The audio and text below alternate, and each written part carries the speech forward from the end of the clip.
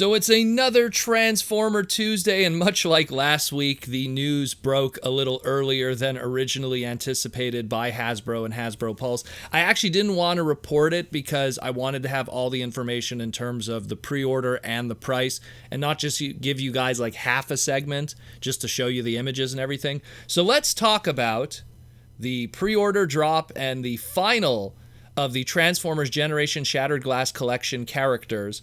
We have character number 5 here, Commander Class Shattered Glass Jetfire. We knew this was coming. We had this list months ago, but the big question was, what did he turn into? Were they going to go with that big Commander Class toy and give us a huge price point figure, or were they going to try to do something a little more clever and keep it more affordable?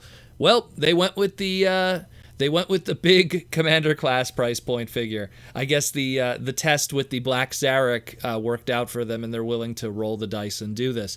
So here we got it. The color scheme, of course, like people were going like, well, what are they going to go with?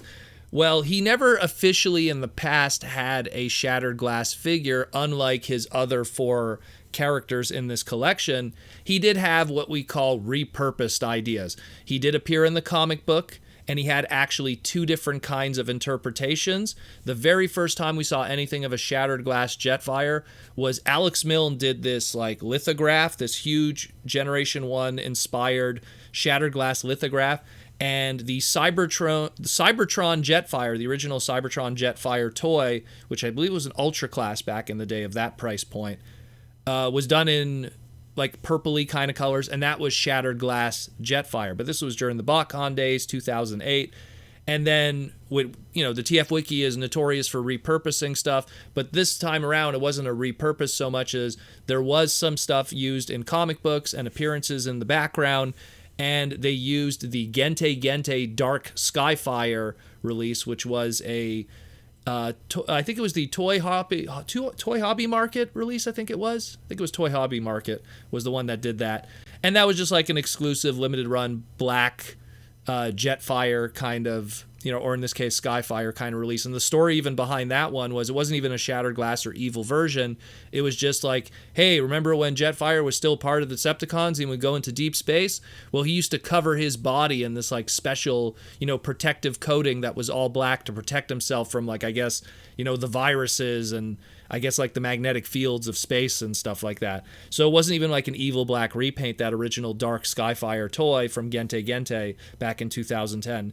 It was just a, different colored armored Jetfire. So that for the longest time was the repurposed Jetfire, aka Skyfire Shattered Glass, and that's the colors they're going with here today with the Commander Class. They're basing it off of that Dark Skyfire from 2010, and they're going with that color scheme today.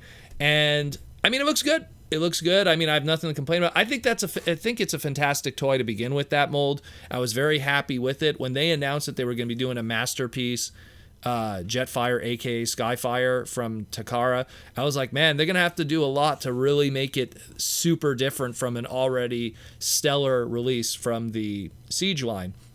So just the mold as its own is pretty spectacular, and it's really good.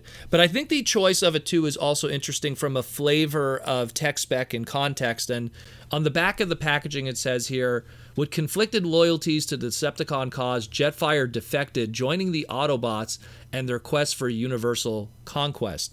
So we have again here, good guy Decepticon Jetfire joining the evil Autobots and using the fact that pretty much the Commander Class toy has the faction swapping gimmick on his chest.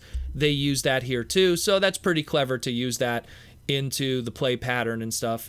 It's of course also going to come with a comic book, again with Casey Collar original art, and again also a mention of Spot UV cover, which is, it's either going to be glow in the dark or some kind of gloss or something, so it's going to be a special kind of cover, not just, just a new cover and stuff. It's going to have some kind of a physical gimmick to it.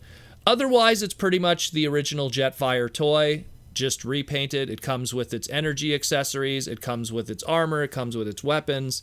The six blast effects, which they're I guess stackable with Jetfire, if anyone remembers that with the Commander Class. The 12 armor pieces. So there's nothing retooled or redone this time around to my knowledge looking at this as someone who actually owns the actual Jetfire too.